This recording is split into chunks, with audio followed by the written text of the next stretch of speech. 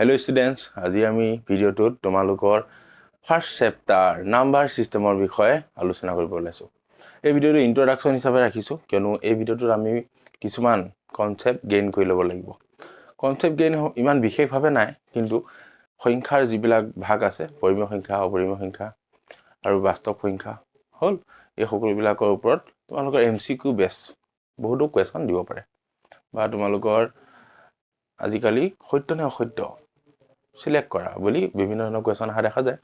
যে সকলোবোৰ কোৱেশ্যন তোমালোকে এটেন্ড কৰিব পাৰা আৰু শুদ্ধভাৱে এটেন্ড কৰিব পাৰা, তাৰ বাবে আমি এই ভিডিওটো প্ৰস্তুত কৰিছো। আৰু আজি ভিডিওটো আৰম্ভ কৰো তেন্তে। তো দেখিব পাইছে chapter 1 introduction number system MCQ base question in gain concept. ঠিক আছে, আৰু এটা কথা এইখিনিতে কওঁ, first chapter for unit test, তোমালোকৰ যিটো ইউনিট টেষ্ট হয় 25 নম্বৰৰ, সেই ইউনিট টেষ্টটোত প্ৰথমটোত এই চেপ্টাৰটো ইনক্লুড আছে। এই চেপ্টাৰ আৰু সেকেন্ড চেপ্টাৰ, এই দুটা চেপ্টাৰে তোমালোকৰ ইউনিট টেষ্টত ফাৰ্স্ট ইউনিট টেষ্টত আহিব। এবাৰ তোমালোকে ভালদৰে চেপ্টাৰ কেইটা মন দিলে ইউনিট টেষ্টত ভাল নম্বৰ পাবলৈ সক্ষম হ'বা। আৰু ভালকে বুজিলে 25 ভিতৰত 25 নোপোৱাৰ কোনো কথাই আহি নপৰে। ঠিক আছে, এতিয়া ভালকে আমি বুজিম এইটো কি। তো ফাৰ্স্ট কথাটো আহিবগৈ তোমালোকৰ পৰিমেয় সংখ্যা, অপৰিমেয় সংখ্যা। তাৰ ফাৰ্স্টতে আমি এটা সংখ্যা বিষয়ে আমি অধ্যয়ন কৰি লওঁ। সেই সংখ্যাটো কি? স্বাভাৱিক সংখ্যা। What is natural number? Natural number ওপৰত আমি এটা বিশেষ ভাৱে আলোচনা কৰিছিলো তোমালোকৰ ৰিভিজন 1ত। ৰিভিজন 1ৰ যিটো আমি ফাৰ্স্ট ভিডিও বনাইছিলো তাত আমি আলোচনা কৰিছিলো। তাৰ যি কি নহওক, আমি এই ভিডিওটো আকৌ আলোচনা কৰিম। নেচাৰেল নাম্বাৰ হ'ল তোমাৰ 1ৰ পৰা অসীমলৈ যিমানেই দিয়া, 100 হওক, 110, যিমানেই কোটিলৈকে যিমানবোৰ সংখ্যা আছে 1ৰ পৰা, কিন্তু কিহৰ পৰা? 1ৰ পৰা 2, 3, 4 অসীমলৈ দেই। এইটো হ'ব তোমালোকৰ নেচাৰেল নাম্বাৰ। তাৰ আগতে আমি জানো আমি একক সংখ্যা বিশিষ্ট, দশক সংখ্যা বিশিষ্টলৈ নাযাওঁ, একক সংখ্যা বিশিষ্ট সংখ্যাৰ ভিতৰত আমাৰ কি কি পৰে? 3, 4, 5, 6, 7, 8, 9 এটা একক সংখ্যা বিশিষ্ট, হয়নে? এইকেইটাক যদি আমি এটা ফেমিলি হিচাপে ধৰি লওঁ দেই, অসীমলৈতো জানোৱে, অসীমলৈ হৈ গৈ থাকিব জানো আমি। এইটো এটা ফেমিলি হিচাপে ধৰিলে স্বাভাৱিক সংখ্যাত কি কি পৰি যাব? 1ৰ পৰা 9লৈ, হয় নহয়? অসীমলৈ বুলি লগাই দিবা তোমালোকে। 1ৰ পৰা অসীমলৈ কি হ'ব? স্বাভাৱিক সংখ্যা অসীম,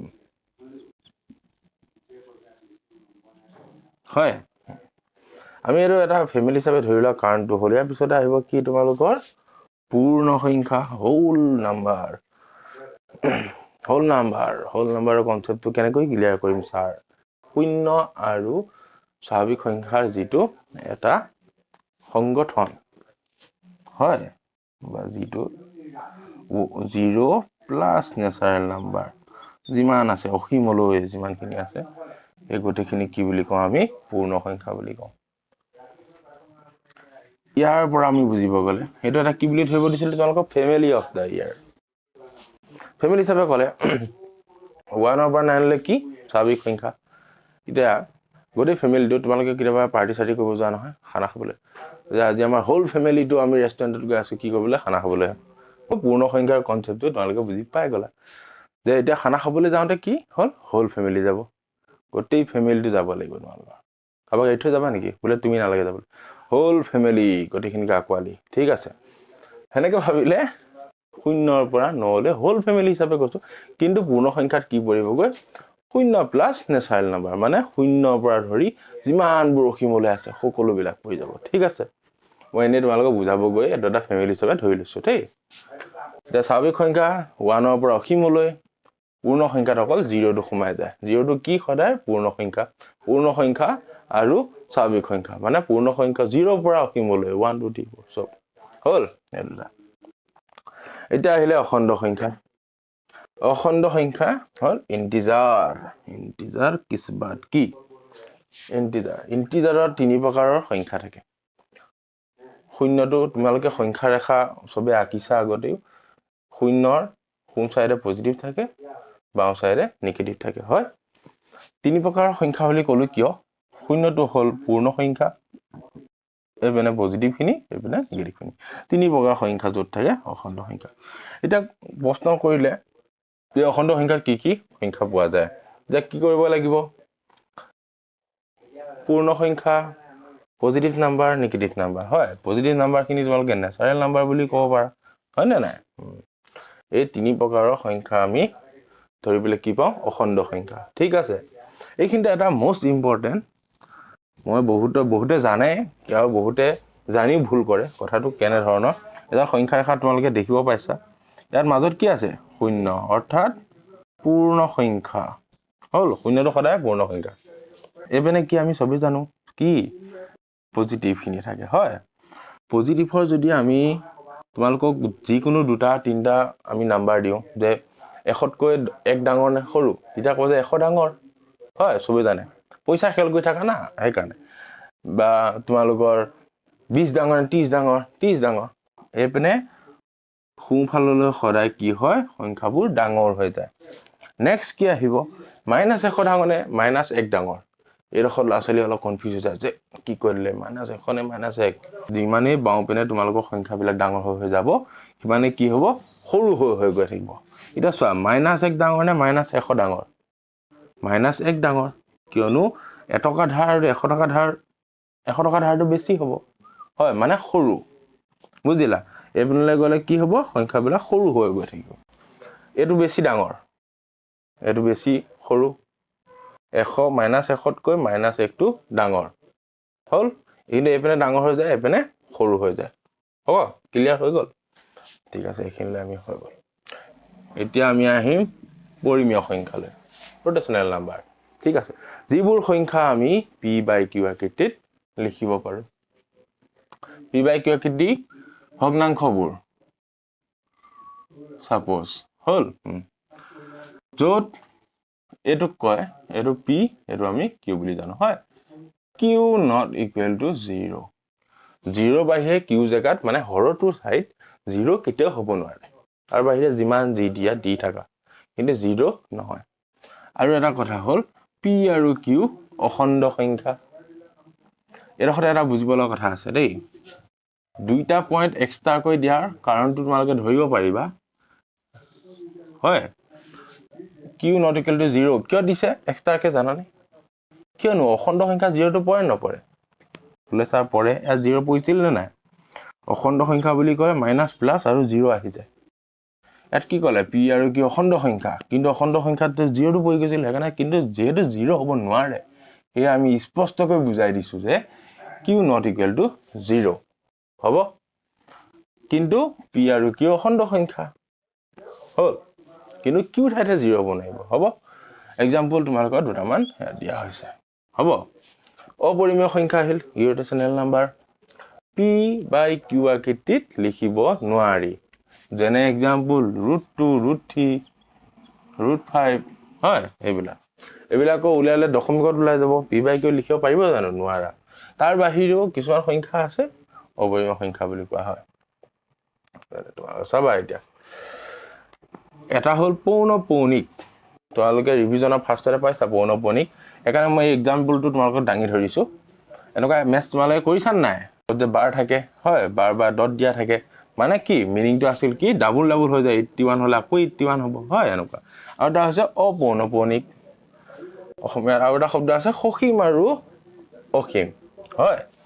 এতিয়া পৌনঃপুনিক কি আমি বুজিবলৈ বিচাৰো পৌনঃপুনিক মানে হ'ল কি তোমালোকে পাই ইকুৱেল কিমান পাইছা 22/7 হয় জানা সকলোৱে 22/7 কি কৈছো পৌনঃপুনিক বুলি কৈছো হয় কিয় কৈছো এটো যেতিয়া হৰণ কৰা যায় 3.142 ইয়াৰ পিছত সংখ্যা ওলাই গৈ থাকে শেষ নহয় কেতিয়াও 3.14 ডট বা এনেকৈ ওলাব 3.14 or 5.145 এনেকৈ আকৌ এবাৰ 14 এনেকৈ আৰম্ভ হ'ব মানে বাৰ দিছো কিয় এটোকে ৰিপিট হৈ থাকিব বা এটোত বাৰ দিলে এটোকে ৰিপিট হৈ থাকিব এটোত বাৰ দিলে এটোকে ৰিপিট হৈ থাকিব বুজি পাইছা মানে শেষ নহয় হৰণ গৈ থাকিলে তাক কি বুলি কয় পৌনঃপুনিক এটোটো যেনেকৈ আমি বাৰ দিওঁতে অংকবিলাক কৰোঁতে 81 81 81 81 দশমিকৰ 81.81 গৈয়ে থাকে যে হয় এইবিলাকক পৌনঃপুনিক বুলি কোৱা হয় আৰু অপৌনঃপুনিক কি প্ৰশ্ন উঠি গ'ল যিবিলাক হয় দশমিকতে হয় কিন্তু 2 বা 1 ঘৰৰ পাছত শেষ হৈ যায় হ'ব এক্সাম্পল হিচাপে 5ক 2 এ হৰণ কৰিলে কি হ'ব গো 2 দুগুণ 4 1 নামিল দশমিক দিলা 0 আহিল 5 দুগুণ 10 শেষ হৈ গ'ল নে নাই এইবিলাক কয় অপৌনঃপুনিক হল এখিনিলে আমি বুজিলো এতিয়া এটা কোৱেশ্চন ৰৈ গৈছে বাস্তৱ সংখ্যা কি মই সাইডত লিখিছো একেবাৰে real number what is real নাম্বাৰত কি পৰিব ৰিয়েল নাম্বাৰত সকলো বিলাক সংখ্যা যিমান বিলাক আছে সব সোমাই যাব পৰিমেয় সংখ্যা অপৰিমেয় সংখ্যা স্বাভাৱিক সংখ্যা পূৰ্ণ সংখ্যা অখণ্ড সংখ্যা এটসেট্ৰা সকলো যিমান বিলাক আছে সকলো বিলাককে আমি কি বুলি কম বাস্তৱ সংখ্যা অৰ্থাৎ ৰিয়েল নাম্বাৰ হ'ব এই ডেফিনেশন খিনি হৈ গ'ল এতিয়া আমি আহিম মেইন কথাটোলৈ এমসিকিউ কোৱেশ্চন কোনে ধৰে আহিব পাৰে বা সত্য বা অসত্য ট্ৰু নে ফলস হয় ফাৰ্স্ট টু চাও আমি 0 পৰিমেয় সংখ্যা হয় নে আৰু 0 কি সংখ্যা ফাৰ্স্টতে আমি এটো চাও 0 কি সংখ্যা এনে চাবলৈ গলে পৰিমেয় সংখ্যা হয় কিন্তু স্পেশালি কি পূৰ্ণ সংখ্যা এটো आंसर পালা তোমালোকে পূৰ্ণ সংখ্যা হল এতিয়া এটোত কইলে 0 পৰিমেয় সংখ্যা হয় নে বহুত ডাঙৰ কোৱেশ্চন খুদি দিলে হয় বা নহয় এটা সামৰিব পাৰিবা তোমালোকে কিন্তু আমি ডিটেইলছত বুজিব লাগিব হয় নহয় পৰিমেয় সংখ্যা 0 টো হয় কিন্তু p by q not equal to কি 0 হয় পৰিমেয় সংখ্যা হবলৈ তেতিয়া 0 টো ইয়াত নহয় ইয়াত ক'ত বহাবই লাগিব সেই কাৰণে আমি যদি ওপৰত p ৰ হলনি যদি 0 দিও আৰু q হলনি 1 দিও এটো এটা p by q আকৃতি হল নে বলে স্যাৰ হল হয় যেহেতু আমাক q not equal to হে 0 দিছে p not equal to 0 দিয়া নাই যত কি লিখিছিল p আৰু q অখণ্ড সংখ্যাটো 0 টো পৰে কিন্তু p টো not equal 0 নহয় q টো হে not equal 0 p হলনি হেকাৰণে আমি 0 দিলো আৰু q যেহেতু not equal to 0 হয় হে 1 দিছো আমি হয় এটো এটা কি হ'ব গো आंसरটো একে তাকে 0 ঘন কৰিলে 0 হয় হল নে নাই এতিয়া চোৱা এটো ফৰ্মুলা লিখিব পাৰিল নে 0 টোক আমি পাৰিলো হেকাৰণে কি হ'ব 0 এটা পৰিমেয় সংখ্যা হয় হ'ব শুদ্ধ সেকেন্ড টু চোৱা প্ৰতিটো পূৰ্ণ সংখ্যাই স্বাভাৱিক সংখ্যা হয় নে প্ৰত্যেকটো পূৰ্ণ সংখ্যাই স্বাভাৱিক সংখ্যা হয় জানো পূৰ্ণ সংখ্যাত কি পৰে 0 1 2 3 অসীমলৈ হয় এতিয়া চোৱা প্ৰশ্নটো কি আছে প্ৰতিটো পূৰ্ণ সংখ্যা এখিনি পূৰ্ণ সংখ্যা হয় নে সব পূৰ্ণ সংখ্যাই স্বাভাৱিক সংখ্যা হয় নে খুজিছে নহয় কিয় নহয় স্বাভাৱিক সংখ্যাত কি পৰে 1 ৰ পৰা হে অসীমলৈ যায় এই 0 টোক লৈ লগত না যায় হোল ফ্যামিলি হয় না যায় 0 টো ঘট হৈ যায় হ'ব সেখানে কি হ'ব প্ৰত্যেকটো পূৰ্ণ সংখ্যা স্বাভাৱিক সংখ্যা নহয় হ'ব আৰু তাৰ পিছৰটো সকলো পৰিমেয় সংখ্যাই পূৰ্ণ সংখ্যা হয় নে হেতু বৰ ডাঙৰ কথা হৈ গ'ল হয় না নাই সকলো পৰিমেয় সংখ্যা পূৰ্ণ সংখ্যা হয় সাপোজ পৰিমেয় সংখ্যা হ'বলে কি হ'ব লাগিব p by q ফৰ্মত থাকিব লাগিব এটো আমি ধৰি ললো p by q ফৰ্মত আমি ধৰি ললো হয় এতিয়া কোৱা এটো পূৰ্ণ সংখ্যা হ'ব নেকি পূৰ্ণ সংখ্যাৰ কি 0 1 2 এনেকা 0 1 2 এনেকা যাব গৈ অসীমলৈ হয় এটো হৰণ কৰিলে কিমান হ'ব দশমিক হে ওলাব নহব দশমিকৰ বিলাক তাৰ নহয় এখানে কি হ'ব পৰিমেয় সংখ্যা সকলো পৰিমেয় সংখ্যা হ'ব পাৰে বহুতখিনি কিন্তু সকলো পৰিমেয় সংখ্যা পূৰ্ণ সংখ্যা নহয় এক্সাম্পলৰ বাবে এনেকে দিব পাৰা তোমালোকে যেটো দশমিকত ওলাই যায় দিব পাৰা ঠিক আছে 4 নম্বৰটো কৈছে প্ৰকৃত আৰু অপ্ৰকৃত ভগ্নাংশৰ পৰিমেয় নে অপৰিমেয় প্ৰকৃত ভগ্নাংশ যিবিলাকৰ হৰটো ডাঙৰ আৰু অপ্ৰকৃত কি যিবিলাকৰ হৰটো সৰু লগতো ডাঙৰ হয় ভগ্নাংশৰ পৰিমেয় নে অপৰিমেয় দুইটা ভাগতে পৰে পৰিমেয়টো পৰে অপৰিমেয়টো পৰে ভাগ টাইম লৈ দুইটাতে পৰি যায় হ'ব এটো দুইটাতে পৰে শুদ্ধ দিছো দেই 5 নম্বৰটোত আহিলো প্ৰতিটো অখণ্ড সংখ্যা এটা পৰিমেয় সংখ্যা কি কৈছে ভালকে শুনা প্ৰত্যেকটো অখণ্ড সংখ্যাই এটা পৰিমেয় সংখ্যা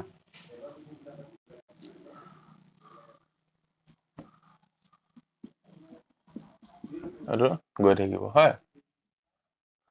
অখণ্ড সংখ্যা কি পালো মাইনাস প্লাস আৰু পূৰ্ণ সংখ্যা পৰিমেয় হয় নহয় হয় তোমালোকৰ এতিয়া তোমালোকে চোৱা -1/4 যদি দিও এটো পৰিমেয় হয় 1/4 দিলেও পৰিমেয় হয় হয় নহয় প্লাসও হৈ গল মাইনাসও হৈ গল তোমালোকৰ কনফিউজনটো ক'ত লাগিব 0 এটো কনফিউজন মই মাত্ৰ দূৰ কৰি আহিছো 1 নম্বৰ চোৱা q হে not equal to 0 হয় p খলনি যদি দিও আমি এটো দিও 0 ওলাব নাই মানে সকলো অখণ্ড সংখ্যা কি পৰিমেয় সংখ্যা হয় হ'ব এতিয়া যদি আমি এটোকে উল্টা কৰি দিও সকলো পৰিমেয় সংখ্যা অখণ্ড সংখ্যা হয়নে তোমালোকে মই লিখি দিয়া না লিখি লবা উল্টা যদি কৰি দিয়া সকলো পৰিমেয় সংখ্যাই অখণ্ড সংখ্যা হয় নে নহয় কোৱেশ্চনটো উল্টা কৰি দিলো দেই যি কোনো প্ৰকাৰে তোমালোকে খুদিব পাৰে তেতিয়া হ'ব কি সাপোজ এটা ললো আমি 3/4 3/6 জি লোৱা এটো হৰণ কৰিলে কি হ'ব দশমিকত পাই যাম দশমিক অখণ্ড সংখ্যাত আছে জানো নাই কাৰণে কি হ'ব প্ৰতিটো অখণ্ড সংখ্যাই পৰিমেয় সংখ্যা হয় পাইছিলো আমি হয় 0টো হয় প্লাসও হয় মাইনাসও হয় কিন্তু প্ৰতিটো পৰিমেয় সংখ্যাই অখণ্ড সংখ্যা নহয় হল এটো হৈ গল 6 নম্বৰ লাষ্টটো চোৱা তোমালোকে কৈছে সকলো স্বাভাৱিক সংখ্যাই অখণ্ড সংখ্যা আকৌ আহো অখণ্ড সংখ্যা বুলি কৈছে হয় প্লাসৰ মান বিলাক দিলো মানে মাইনাসৰ মান বিলাক দিলো হয় কিন্তু সকলো স্বাভাৱিক সংখ্যা অখণ্ড সংখ্যা স্বাভাৱিক সংখ্যা কি এপিনে অসীমলৈ যিমানেই না যাওক একৰ পৰা যিমানলৈ অসীমলৈ না যাওক কি হ'ব স্বাভাৱিক সংখ্যা সকলো স্বাভাৱিক সংখ্যা অখণ্ড সংখ্যা হয় নে নহয় পালোনে অখণ্ড সংখ্যা হল এইখন আৰু স্বাভাৱিক সংখ্যা এই পজিটিভ খিনি অসীমলৈ অখণ্ড সংখ্যা অসীমলৈ হে হ'ব কি সকলো বিলাক স্বাভাৱিক সংখ্যাই অখণ্ড সংখ্যা হয় হল এইখিনিলে শুদ্ধ পালো এটো কিন্তু উল্টাটো ভাবিবা দেই খৰে কিন্তু সকলো অখণ্ড সংখ্যা স্বাভাৱিক সংখ্যা নহয় উল্টাটো কৰি দিলে হয় এটা যদি এটা আমি চাও সকলো স্বাভাৱিক সংখ্যা অখণ্ড সংখ্যা হয় আমি এটো প্ৰুভ কৰিলো কিয়নো এপিনে অসীমলৈ দুইটাতে গৈ থাকিব আৰু মিলি আছে যেহেতু ভিতৰত হয়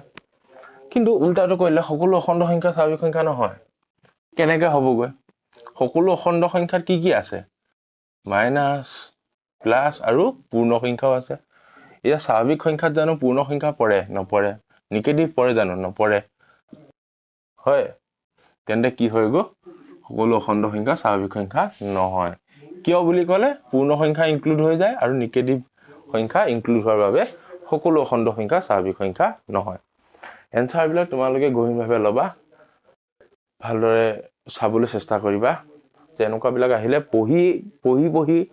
গুৰুত্বভাৱে পঢ়ি পেলাই উলিয়াব লাগিব কোৱেশ্চনটো ঠিক আছে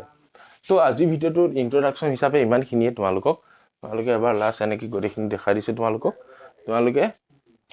আৰু মই নেক্সট ভিডিওৰ পৰা তোমালোকৰ ডকুমেন্ট হিচাপেও তলত দি দিবলৈ চেষ্টা কৰিম যাতে তোমালোকৰ লিখাত সুবিধা হয় ঠিক আছে আজি ভিডিওটো ইমানটা সামৰণি মাৰিছো ইয়াৰ পিছৰ ভিডিওটোত আমি কৰিম এক্সাৰসাইজ 1 য'ত আছে তোমালোকৰ 5টা নে 6টা অংক ঠিক আছে সহজ পাবা ধুনীয়াকৈ আমি এটা ভিডিওতে গোটেই এক্সাৰসাইজটো সামৰিবলৈ চেষ্টা কৰিম তেতিয়ালৈকে থ্যাংক ইউ বাই বাই